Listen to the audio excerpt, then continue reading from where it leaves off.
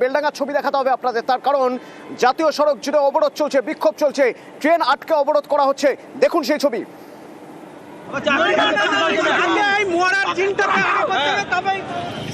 রাস্তা অবরোধটা করলে তবে কাজটা হবে।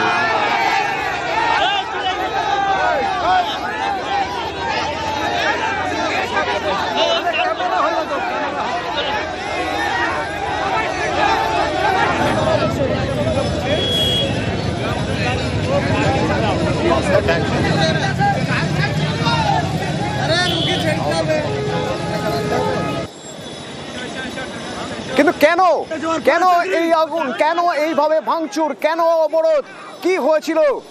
বেলডাঙ্গার মানুষের দাবি, ভিন রাজ্যে ঝাড়খণ্ডে কাজ করতে গিয়েছিলেন, বাংলায় কথা বলেছেন বলে নাকি মেরে ঝুলিয়ে দেওয়া হয়েছে।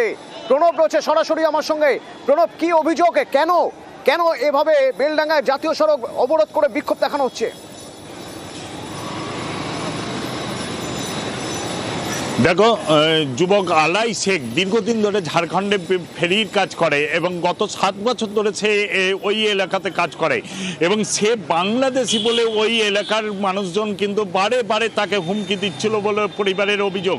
এবং গতকালকে তার সে যেখানে থাকতো সেই এলাকাতে তার ঝুলন্ত ঘরের ভেতরে তার ঝুলন্ত দেহ পায় এবং তারপরে কিন্তু পরিবারের লোকরা অভিযোগ করেন যে তাকে মেরে ঝুলিয়ে দেওয়া হয়েছে, তাকে খুন করা হয়েছে।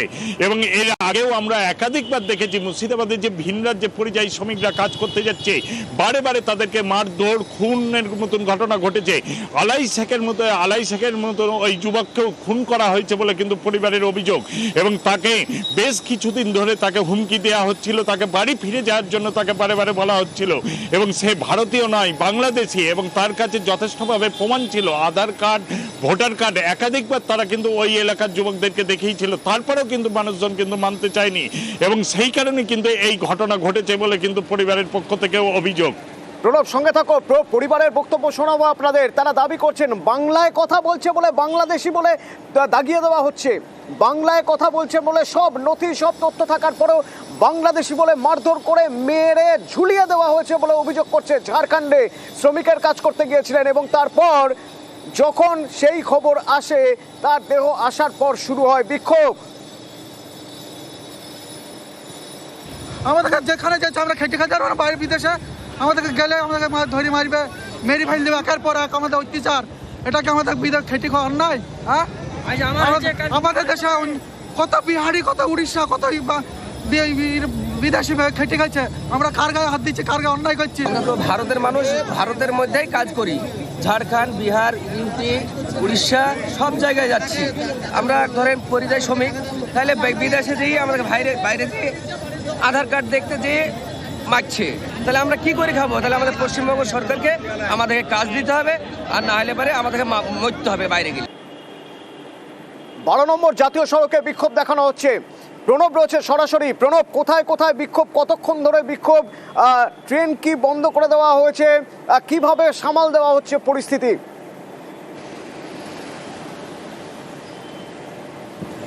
দেখো, মৃত আলাই শেখের দেহ বেলডাঙ্গাতে পৌঁছাতেই ক্ষোভে ফেটে পড়েন এলাকাবাসীরা, কারণ বারে বারে এই ঘটনা তারা মেনে নিতে পারছে না এবং আজ সকালে যখন ঝাড়খণ্ড থেকে তার দেহ ফিরে আসে সেই দেহ রেখে কিন্তু বিক্ষোভ দেখাতে শুরু করেন এবং 12 নম্বর জাতীয় সড়কে রীতিমতন আগুন জ্বালিয়ে, টায়ার জ্বালিয়ে কিন্তু সেই বিক্ষোভ শুরু হয় এবং এই 12 নম্বর জাতীয় সড়ক হচ্ছে উত্তরবঙ্গ এবং দক্ষিণবঙ্গের মধ্যে যোগাযোগের সেই মেন রাস্তায়, তার ফলে তীব্র যানজটের সৃষ্টি হয়ে রয়েছে এবং এলাকাবাসী এবং একাধিক ট্রেন কিন্তু আটকে যায়। তোমার লালগোলা শিয়ালদা ডাউন ট্রেন যেরকম তোমার ভাপ্তার কাছে আটকে দেওয়া হয়েছে এবং রেজিনগর পলাশিতেও একাধিক তোমার প্যাসেঞ্জার ট্রেন আটকে রয়েছে এবং এলাকা বিক্ষোভকারীদের দাবি যে এইভাবে বারে বারে পরিযায়ী শ্রমিকরা কেন আক্রান্ত হবে তার একটা বিহিত চাই। রাজ্য সরকারের পক্ষ থেকে কিছু একটা ব্যবস্থা করুক এবং যারা এই ধরনের ঘটনা ঘটাচ্ছে তাদের দৃষ্টান্তমূলক শাস্তি দেওয়া হোক। এবং এলাকাতে গিয়েছেন কংগ্রেস নেতা অধীর রঞ্জন চৌধুরী, তিনিও কিন্তু মানুষের কাছে আহ্বান জানাচ্ছেন। সেই ছবি একবার দেখাতে চাইবো। ধন্যবাদ প্রণব।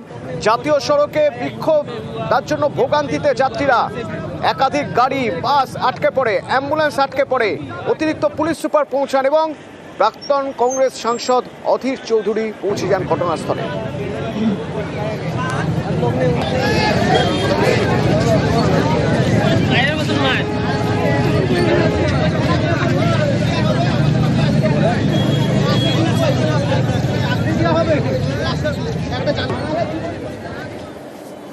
যদি ম্যাপিং ঠিক মতো না হয়, ম্যাচিং ঠিক মতো না হয়, তাহলে এসআইআরের হিয়ারিংয়ে ডাক পড়ছে, শুনানি হচ্ছে, সেখানে বেশ কিছু নথি তথ্য দেখতে চাওয়া হচ্ছে। তো যখন এসআইআরের শুনানিতে ডাক পড়ছে তখন কিছুটা হলেও টেনশন, হিয়ারিং যখন হয়ে যাচ্ছে, হিয়ারিংয়ের পর টেনশন মুক্তি কিছুটা হলেও। তারপর যখন দ্বিতীয়বার হিয়ারিংয়ে আবার ডাক পাওয়া গেল তখন আর টেনশন ধরে রাখতে পারলেন না, এরকম দাবি করছে পরিবার। সিউড়ির ঘটনা, এবং দ্বিতীয়বার যখন হিয়ারিংয়ে ডাক পড়েছে তখন আতঙ্কেই মৃত্যু হয়েছে দাবি করছে পরিবার।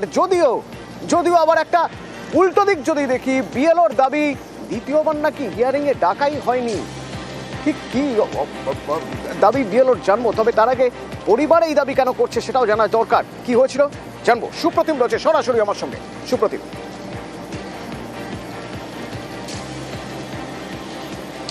একদমই, দেখো যে ঘটনা ঘটেছে সেটা হচ্ছে সিউড়ি 2 নম্বর ব্লকের গাংটে গ্রামের। আর এই যে খেলারাম বৈদ্য রয়েছে তার প্রথমত নামেও কিছু ভুল ছিল এবং তার 2002 সালের কোনো ভোটার লিস্টে নাম ছিল না, এবং সে কারণে তিনি যে এসআইআর ফর্ম ফিল আপ করেছিলেন তারপরে কিন্তু তাকে কয়েকদিন আগেই হিয়ারিংয়ে ডাকা হয়েছিল, এবং 2রা জানুয়ারি কিন্তু গিয়ে সিউড়ি 2 নম্বর ব্লকের যে বিডিও অফিস সেখানে তিনি তার সমস্ত নথি সেখানে দিয়ে এসছেন। এই মতো নথি সাবমিট হয়েছে, এবং এরপরে তিনি তার পরিবারের দাবি হচ্ছে এরপর তাকে আজকে ফের হিয়ারিংয়ে ডাকা হয়েছিল। এটা কিন্তু পরিবারের দাবি, এবং তারপরে পরেই কিন্তু গতকাল রাত্রেবেলা থেকে সে একটু অসুস্থ ছিল, এবং আজকে ভোরবেলাতে সে কিন্তু হৃদরোগে আক্রান্ত হয়ে মৃত্যু হয়েছে, এমনটা পরিবারের দাবি হচ্ছে যে দ্বিতীয়বার হিয়ারিংয়ে ডাকার জন্য এই ঘটনা। যদিও আমরা প্রশাসনের সঙ্গে কথা বলেছি, বিএলএর সঙ্গে কথা বলেছেন, তারা কিন্তু জানিয়েছেন যে তাকে প্রথমবার যে হিয়ারিংয়ে ডাকা হয়েছিল সেখানে 30 নথি দিয়েছেন, সেগুলোই তার সাবমিট হয়েছে। দ্বিতীয়বার কিন্তু তাকে কোনো হিয়ারিংয়ে ডাকা হয়নি। এবং আমরা যে গ্রামের বিএলও 2 তার সঙ্গেও কথা বলেছিলাম, তিনিও জানিয়েছেন যে এরকম একটা শোনা যাচ্ছিল যে তাকে ডাকা হবে, তেমনটাই কিন্তু তিনি জেনেছিলেন, এবং তাতেই কিন্তু তিনি আতঙ্কগ্রস্ত ছিলেন। তবে এখনো পর্যন্ত তাকে কিন্তু কোনো হিয়ারিংয়ের নোটিশ ইস্যু করা হয়নি, তবে একটা আতঙ্কে ছিলেন যে সেকেন্ড টাইম তার হিয়ারিংয়ে ইস্যু হতে পারে নোটিশ, সেই কারণেই কিন্তু তার মৃত্যু হয়েছে, এমনটাও কিন্তু তিনি জানাচ্ছেন। তবে পরিবারের দাবি যে সেকেন্ড টাইম হিয়ারিং ইস্যু করার জন্যই কিন্তু তার এই মৃত্যু। ভালোই ছিল, অফিসে ডেকেছিল, নিয়োজনে রক্তের মধ্যে হাত ফেল করে দিল, ভয়ে হলো যে আমার যদি কোনো অসুবিধা হয় বলে। চিঠিটা একদিন দিয়ে গেছে, তারপরে থেকে 3 দিন ভাত খেলো না, টেনশনে ছিল, সারা রাত বসেই আছে ও বিছানাতে, ঘুমোই নাই। ভোর 3টে বাজলো, জলটা দিলাম আর ও হাত ফেল করে দিল, টেনশনে হাত ফেল করে দিল। ওনার কি এমন জিনিস পাইনি যে যার জন্য ওনাকে এরকম বারবার ডাকছিল? বলছিল যে তোমার ভোটারতে নাম নাই, খালি বলতো যে আমার কি হবে, বাংলাদেশ পাঠাবে নাকি, আতঙ্কা হয়ে মরে গেল।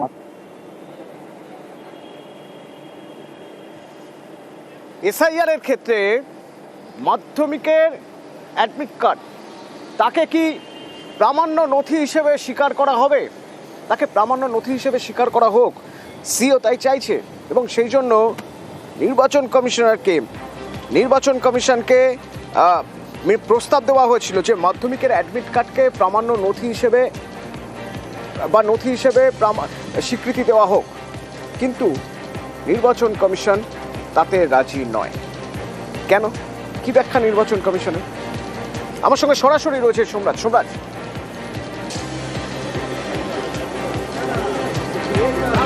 দেখো, মাধ্যমিকের সার্টিফিকেট এসআইআর এর নথি হিসাবে ইতিমধ্যেই গ্রহণ করা হবে বলে জাতীয় নির্বাচন কমিশনের গাইডলাইনে রয়েছে, এবং সেই কারণেই নির্বাচন কমিশন মনে করছে যেখানে মাধ্যমিকের সার্টিফিকেট বা ক্লাস 10 পাসের সার্টিফিকেটকে এসআইআর এর অন্যতম নথি হিসেবে গ্রহণ করার কথা বলা হয়েছে, সেখানে মাধ্যমিকের অ্যাডমিট কার্ড কেন এসআইআর এর নথি হিসেবে গ্রহণ করা হবে, সেই কারণেই কমিশন রাজ্যের মুখ্য নির্বাচনী আধিকারিককে জানিয়েছে যে মাধ্যমিকের অ্যাডমিট কার্ড গ্রহণ করা হবে না। এসআইআর এর নথি হিসাবে মাধ্যমিকের অ্যাডমিট কার্ড গ্রহণ করা হোক, রাজ্যের কয়েকটি জেলাশাসকরা তারা চাইছিলেন। তার কারণ শুনানি প্রক্রিয়া যখন শুরু হয় সেই সময় তাদের অভিজ্ঞতায় বা তাদের নজরে পড়ে যে অনেকেই দেখা যাচ্ছে যে তারা মাধ্যমিক পাশ করেননি বা ক্লাস 10 পাশ করেননি, সেই কারণে অনেকেই আবার মাধ্যমিকের জন্য অর্থাৎ ক্লাস 10 পরীক্ষার জন্য তারা এনরোলমেন্ট করেছেন, কিন্তু তারা সেই পরীক্ষায় সফল হয়নি।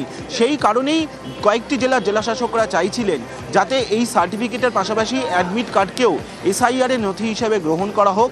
তার কারণ অনেকের কাছেই অ্যাডমিট আছে, কিন্তু যাদের কাছে অ্যাডমিট আছে তার মধ্যে অনেকেই আবার মাধ্যমিক পরীক্ষায় বা ক্লাস 10 পরীক্ষায় সফল হয়নি, তারা অকৃতকার্য হয়েছিলেন, সেই কারণে তারা মাধ্যমিকের সার্টিফিকেট পায়নি, আর তার জন্য সেই সার্টিফিকেট এসআইআর এর নথি হিসাবে তারা দিতে পারছেন না। কয়েকটি জেলার জেলাশাসকের তরফ থেকে এই প্রস্তাব আসার পর সেই প্রস্তাব রাজ্যের মুখ্য নির্বাচনী আধিকারিকের দপ্তরের তরফে জাতীয় নির্বাচন কমিশনে পাঠিয়ে দেওয়া হয় এবং সেখানে এটাও বলা হয় যে যেহেতু দেখা যাচ্ছে কয়েকটি জেলার জেলাশাসক তাদের অভিজ্ঞতা থেকে দেখছেন যে শুনানি প্রক্রিয়ায় সার্টিফিকেটের বদলে অ্যাডমিট কার্ড নিয়ে আসা হচ্ছে, তার কারণ তারা মাধ্যমিকের জন্য এনরোল করেছিলেন কিন্তু তারা পরীক্ষায় সফল হননি, সেই কারণে তারা সার্টিফিকেট দিতে পারছেন না।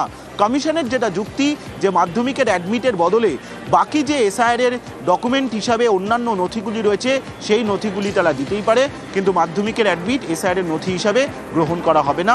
রাজ্যের মুখ্য নির্বাচনী আধিকারিকের দপ্তরকে তা জানিয়ে দিয়েছে জাতীয় নির্বাচন কমিশন। ধন্যবাদ।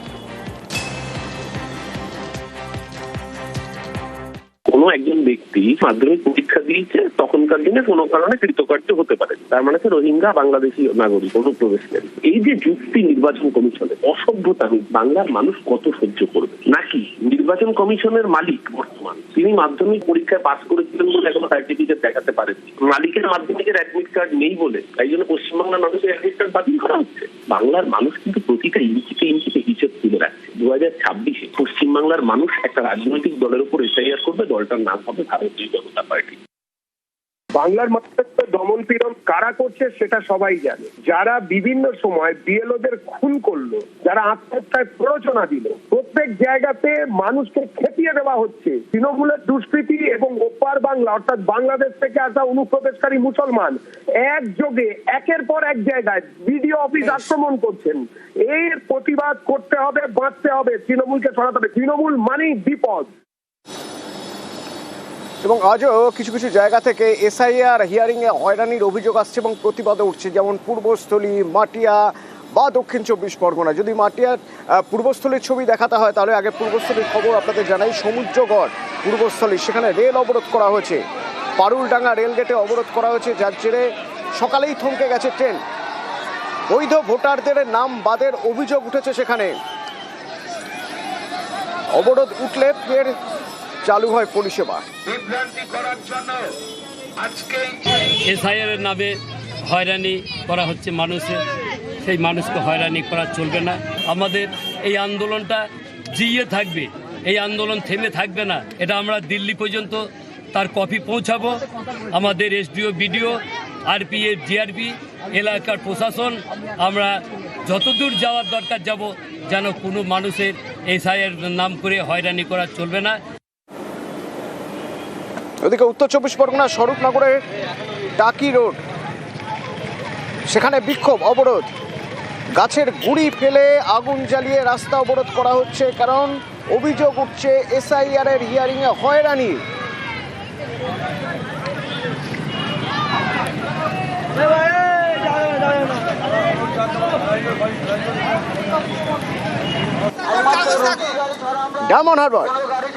ডায়মন্ড হারবার পুরসভার 5 নম্বর ওয়ার্ডের মানুষ, তারা গুরুদাসনগর বাইপাস রোড অবরোধ করে রেখেছেন। বুথের অধিকাংশ ভোটারকেই শুনানিতে ডাকা হয়েছে, তাতেই তাদের ক্ষোভ। পরে অবশ্য বিক্ষোভকারী পুলিশ আলোচনায় অবরোধ ওঠে।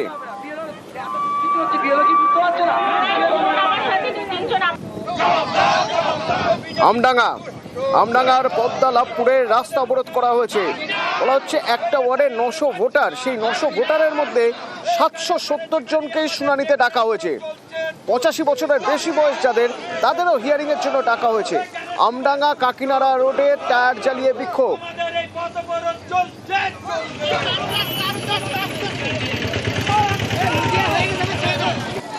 ওদিকে জয়নগরে অভিযোগ উঠছে একসঙ্গে 520 জনকে হিয়ারিং এর নোটিশ ধরানো হয়েছে, আর সেই অভিযোগেই জয়নগরের জামতলা রোডে অবরোধ, বিক্ষোভ, বামুনের চকে অবরোধের যানজট।